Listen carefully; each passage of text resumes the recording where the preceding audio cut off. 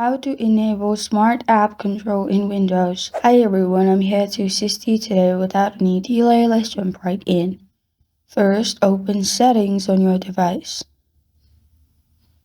Or you can simply click on the search bar at the bottom and search App and Browser Control. After you click on App and Browser Control, here you'll find Reputation-Based Protection. Here, press on Turn On.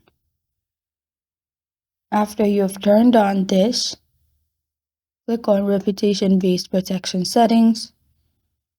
In here, make sure you turn on all of these options as well. After you do this, you're good to go.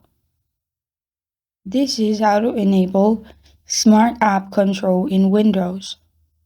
Thank you for joining me today. If this video helps you out, please leave a like and subscribe for more.